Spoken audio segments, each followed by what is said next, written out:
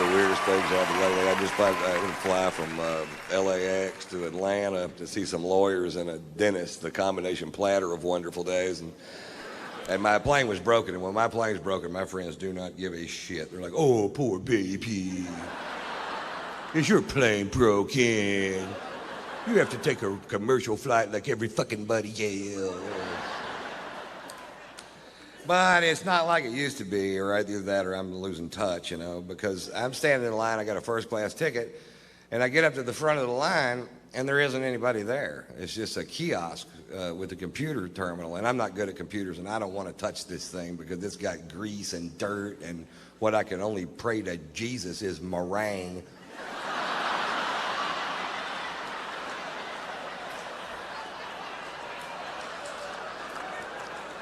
But it works pretty good, you know. I swipe my card through there, and up pops a diagram of the aircraft, and it shows all the seats on the plane, and it shows which ones are occupied so you can choose your own seat, and that is almost a great idea. What would make that a great idea is if there was a photograph of the person sitting in that chair.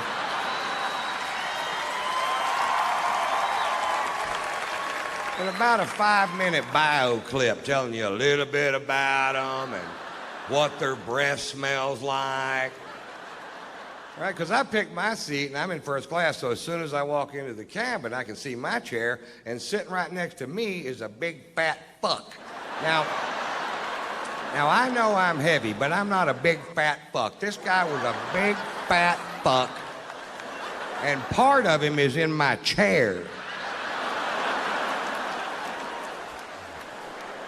And I don't know if it's part of them I can sit on.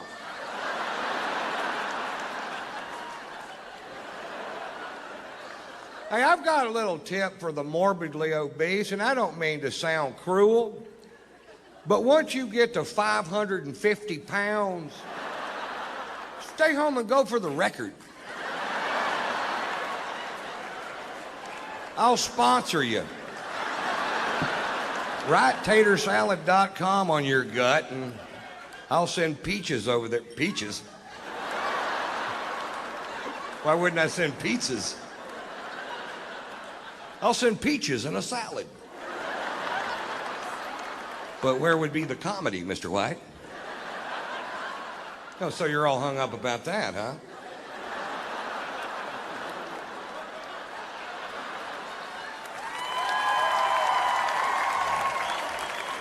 Okay, I'm just going to try to do that line right, just in case we decide to do it that way. I'll send pizzas over there.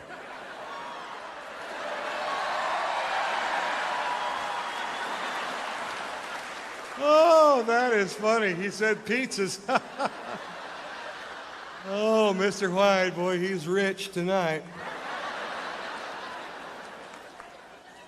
I get to Atlanta, and I check into the Ritz Carlton hotel, and the next morning I go to take a shower, and there's no hot water.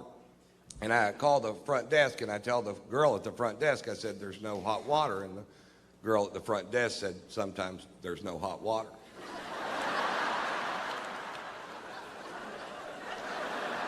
Didn't I just tell you that?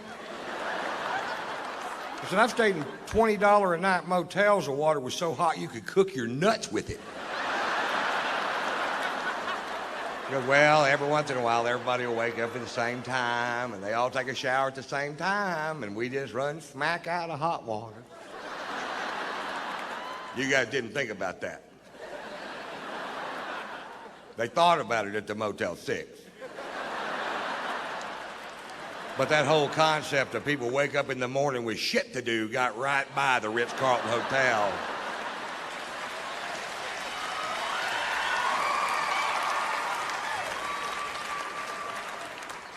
So I take a nice cold shower.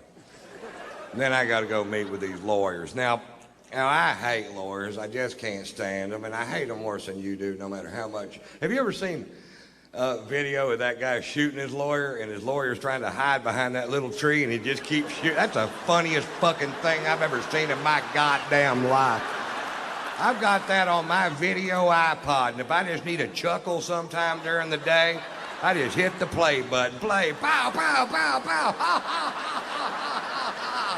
Play, pow, pow, pow, ha, ha, ha, ha, ha. Play, pow. I do that till I come.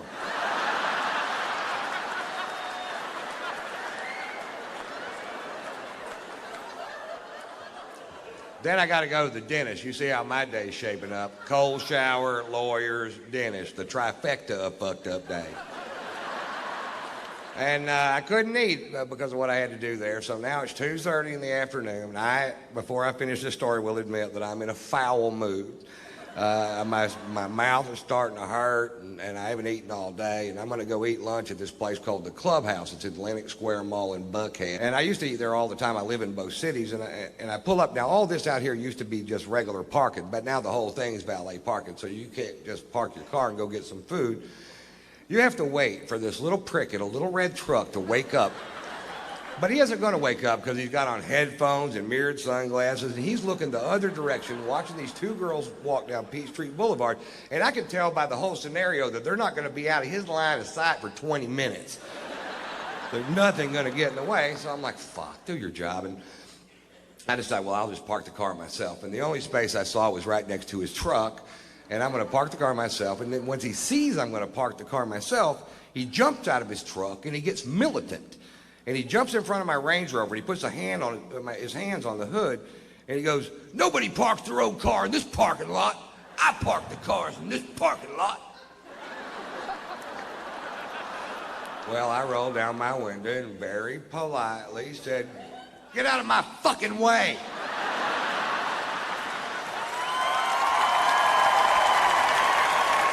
He goes, nobody talks to me like that. You can't park your car in this parking lot. And I said, fuck you. He goes, I'm calling the police. What's your first and last name? I said, it's fuck you. It's F-U-C-K, capital Y-O-U. Fuck you. That's my name. He gets on his radio and calls the Dalai Lama of all parking lot attendants, who comes squealing up in his little red truck. Apparently they give them to him. He hops out of the truck like he's gonna do something. He immediately recognizes me, and you see this big, oh shit, wash over his face. He literally shoves this kid out of the way and starts apologizing. He said, Mr. White, I am sorry. I said, listen, this kid's not doing his job. He's an insolent little piece of shit, and he needs to have his ass reamed. He goes, Mr. White, he's going to have his ass reamed by me and my boss's boss. And I was like, well, I had no idea the chain of command went that deep in the parking lot.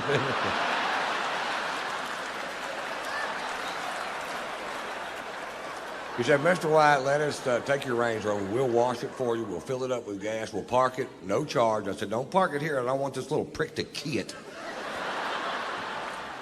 He said, we'll park it on the other side. And I said, fine. So I go have a nice lunch and take more pain pills. Getting a little better mood. Just had my gums scraped, you know. So I walk outside and my Range Rover is shining like a new penny, and I hop in and I fire it up and it's full of gas, and I could have left.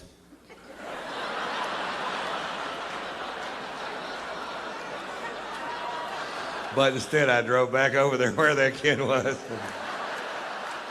I rolled down my window and he rolled down his window, and I went, how'd that work out for you? Pretty good?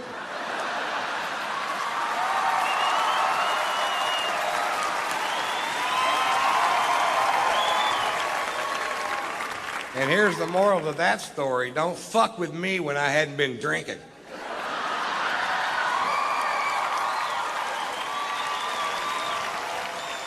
Pulitzer Prize-winning author Norman Mailer died last year at the age of 84 years old. For the last 60 years of this man's life, he drank to excess every day. He was married 6 times. He smoked pot. He stabbed his second wife. And I've never read one of his books, but I got to tell you, I'm a huge fan.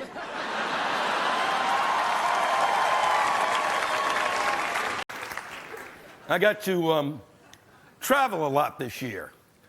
I got to get out of the country, which was really great. And you know, it would have been nice if our president, when he was young, had some intellectual fucking curiosity And he'd gotten out of the country too. I was shocked to discover that he never even went to Canada. How's that possible? Even drunk on a bet, you make it to Canada.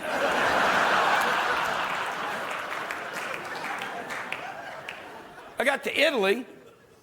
I'd never been there. It's extraordinary. If you've not gone, unbelievable.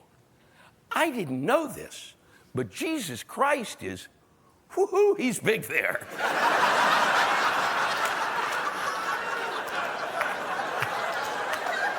Everywhere I turn, there's Jesus, there's Jesus, there's Jesus, there's Jesus, there's Jesus. He is like the Coca-Cola of Italy.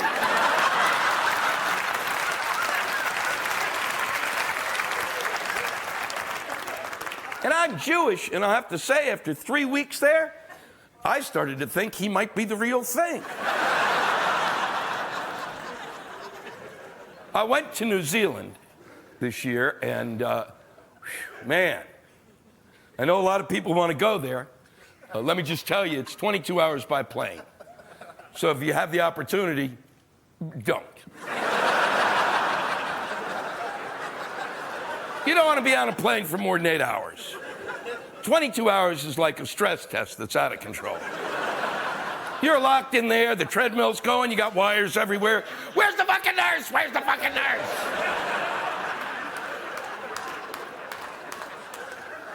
You want to know what it's like to be on a plane for 22 hours? Go home, sit in a chair, and squeeze your head as hard as you can.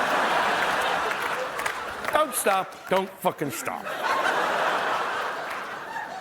Then take a paper bag and put it over your mouth and nose. And breathe your own air over and over, over.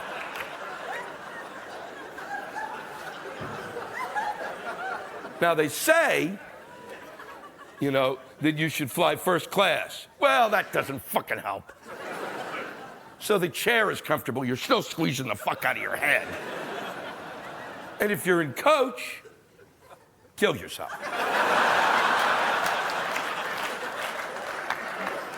What you want to do is, when you finally have snapped, walk back to one of the bathrooms, go in, put your head in the toilet, and flush it.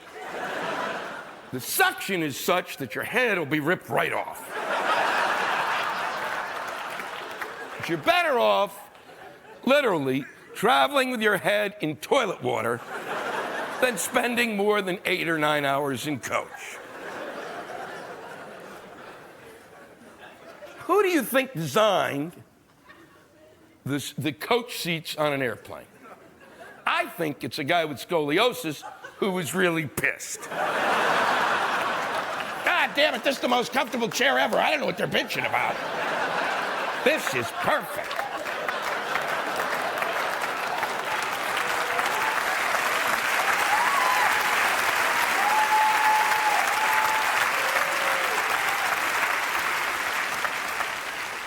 What they should do, I think, is take all the coach seats out of the planes and give everybody a 5-foot stick. That way you can sit wherever you want. You just take it, shove it up your ass, spin around. When you get bored, then after 12 hours, you can just beat the shit out of each other. The airlines try to distract you. They bring you food, liquor, food, liquor, food. Cognac. They offered me cognac. I didn't even drink cognac, so I said, fire that son of a bitch up and throw it at my head. Then they show you a movie, then they show you another movie. And when all that's done, there's still 14 hours to fucking go.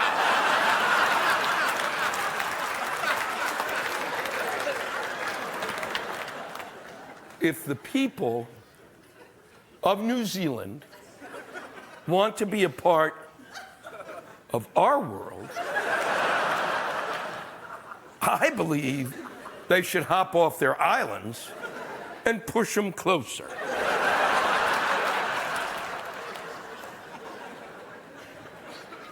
Now, they say that New Zealand is beautiful, and I do not know.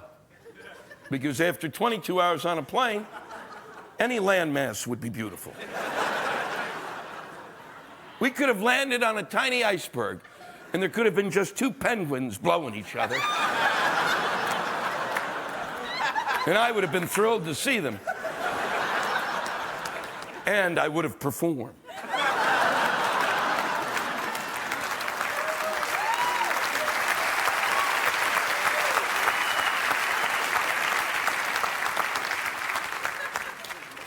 The most important part of travel is when you come home, because that's when you see your country with new eyes. I was amazed to realize that we are the only country that tells the rest of the world on a nearly constant basis that we are the greatest country on earth. And that is a little fucking obnoxious.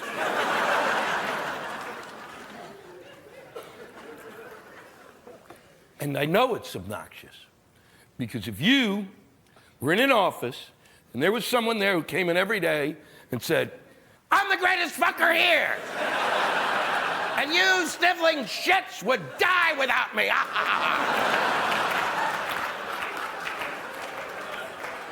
I can guarantee by the end of the week, you'd have killed him and eaten him just to try to possess his power.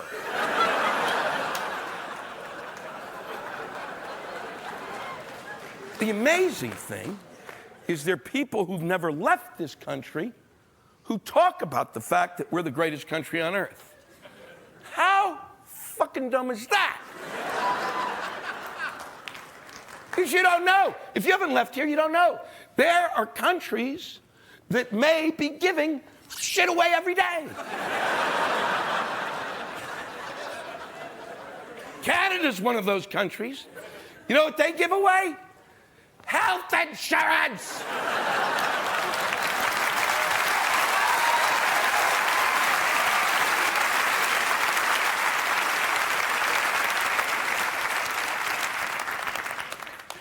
And we don't have national health insurance. And if any country needs it, this one does.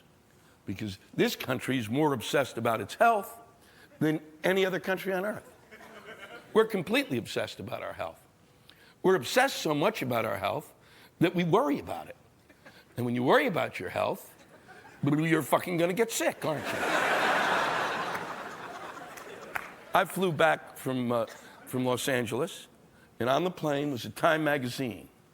And there was a 30-page article about diabetes. And I read every page. And by the time that plane landed, I had diabetes.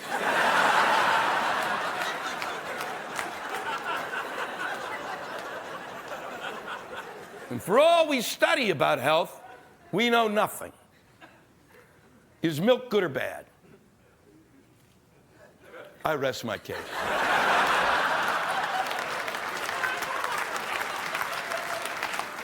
You don't know. You don't know anymore. And a lot of you were sitting there thinking, fuck, I'm an adult. I don't have to drink that shit anymore. When I was a kid, you knew milk was good because there was only one kind of milk, moo cow fuck milk, and that was it. And you had to drink 4 glasses a day. Now you don't know, because when you go down the aisle of the grocery store, there's milk, the milk aisle goes on for fucking ever. There's 1%, 2%, low fat, skim, acidophilus milk. What the fuck are you talking about? Acidophilus milk doesn't need a friend. That shit belongs in the yogurt section. Lactose intolerant milk, kiss my dick.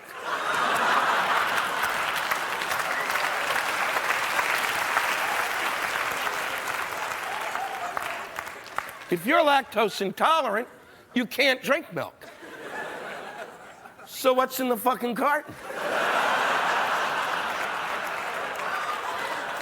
Get it out of there. Get it away from my milk. It is talking to my milk and making it feel bad about itself.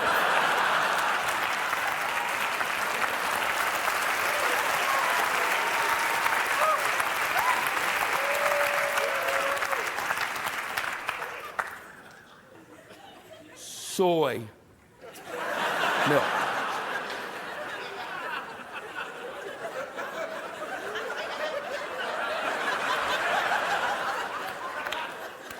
Beyond belief, I was in Los Angeles, and I ordered some coffee, and they said, would you like whole milk, skim milk, or soy milk?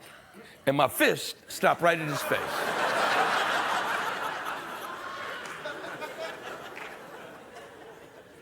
There's no such thing as soy milk. It's soy juice. But they couldn't sell soy juice. So they called it soy milk. Because anytime you say soy juice, you actually start to gag.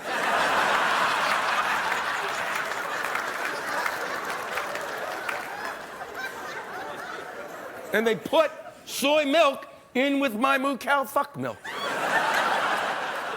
And it doesn't belong there because we all know there's no soy milk because there's no soy titty, is there?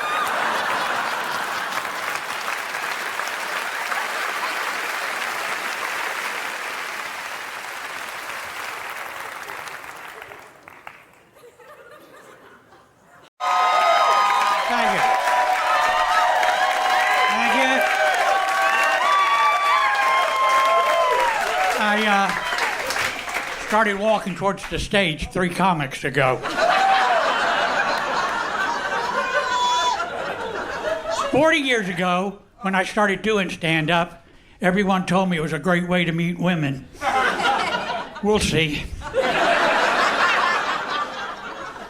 I joined a dating site for people my age called Carbon Dating.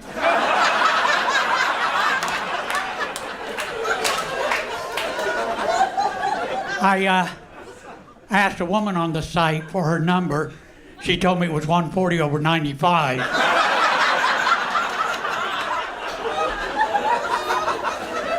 The great thing about dating a woman my own age, I don't worry about meeting her parents.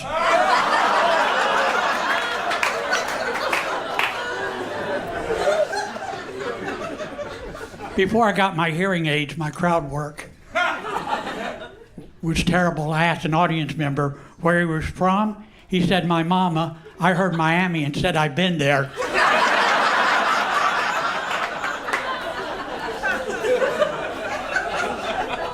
Recently, my Uber driver was from Egypt, and when I got into his car, he was talking over a phone in Arabic, only I didn't see any device, so I thought he was talking to me, using syllables I didn't recognize. And I thought, so, this is what a stroke is like.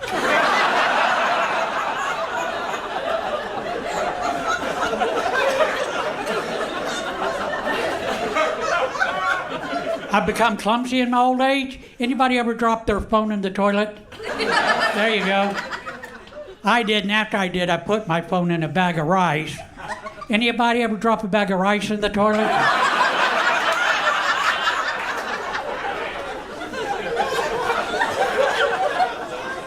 I took a quiz on Facebook called, What's Your Spirit Animal? I got extinct.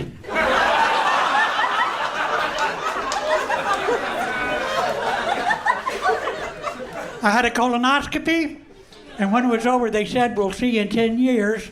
And I thought, the fuck you will.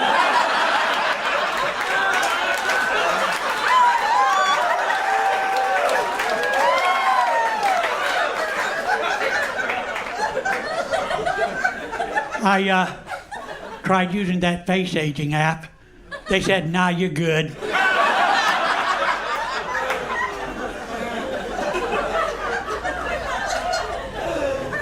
I'm a gamer. Do we have any gamers?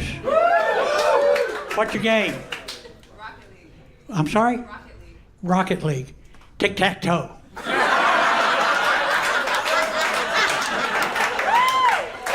Sometimes till 7 o'clock at night.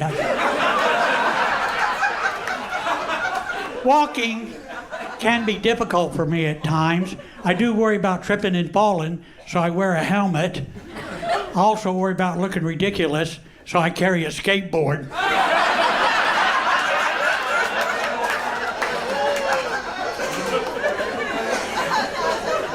I Used to smoke cigarettes. I was a heavy smoker. I would even smoke when I went jogging, which is stupid, of course. So I quit jogging. I love smoking cigarettes. I'd smoke after sex. I'd smoke during sex. Sometimes I would skip sex and just smoke cigarettes. I'm officially an old man. I give unwanted advice to total strangers. I told a kid to pull his pants up. His underwear was showing. He mocked me, tried to give me a wedgie. But the joke was on him. I was wearing the pins.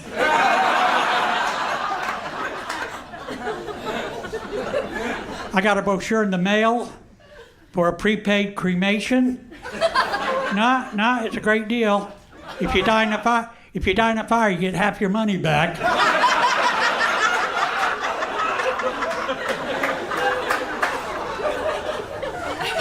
Thinking of getting a tattoo? I'm just not sure what kind I want to get yet. I'm thinking maybe barbed wire, a skull, my home address.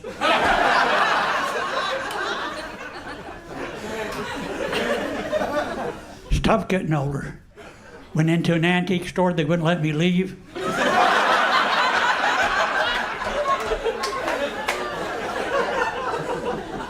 Looked up, saw that light, started to walk towards it.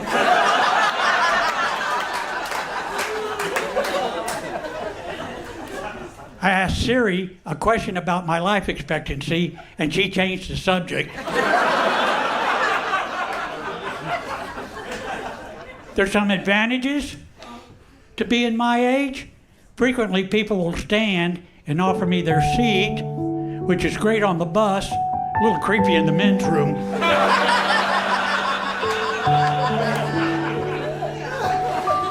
I'm from Houston, Texas, and I can now ride the city buses in Houston for free, which is great news for the women of Houston. I can be anywhere in 4.5 hours.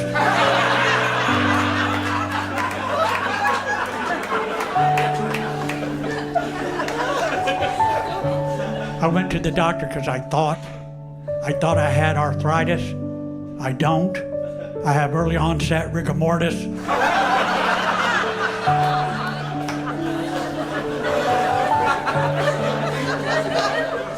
A friend asked me if I wanted to participate in the Adopt a Grandparent program. I said, sure. Now I have a 95-year-old man on my hands.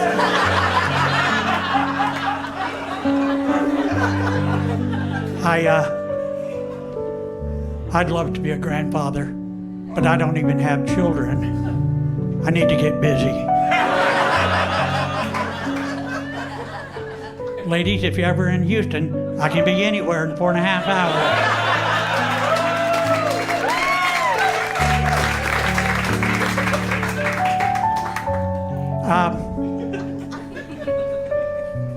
Every time I leave my apartment, I have to go back because I forgot something. Tonight, I reached for my wallet, and wouldn't you know it, I'd forgotten my pants. I found this new technique which has improved my memory. I quit listening to people, so I have less crap to remember. I am a recovering alcoholic. I have 36 years sobriety. Thank you. There were a lot of one-night stands back in the day. Here's how it would go. I would get drunk, meet a woman, go back to my place, have sex, call myself a cab, leave, remember it was my place. One night that lady asked me to spank her. I asked her why. She said I'm into discipline. So instead of spanking her, I made her go stand in the corner. That was a difficult relationship. She had multiple personalities, and I'm bad with names.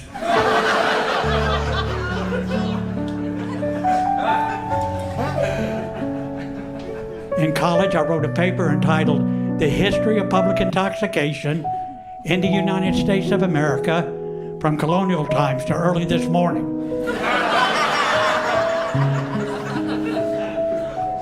I flunked out of college twice. First time because I was a drunk. Second time I was sober, but the shit was hard.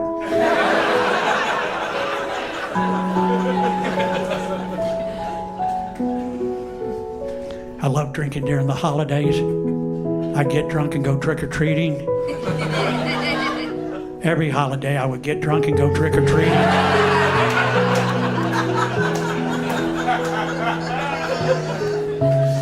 I love drinking before a show. Not my show, Good Morning America.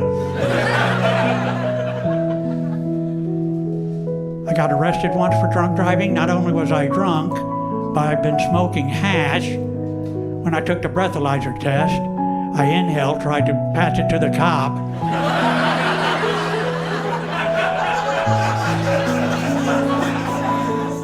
YOLO.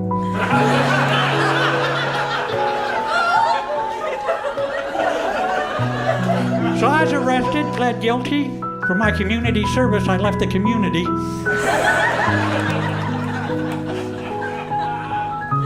My first Alcoholics Anonymous meeting did not go well. I mean, it's anonymous, right? I wore a ski mask. I am 74 years old. Life expectancy for men is 76 years. Life expectancy for women is 81 years. I figure if I transition,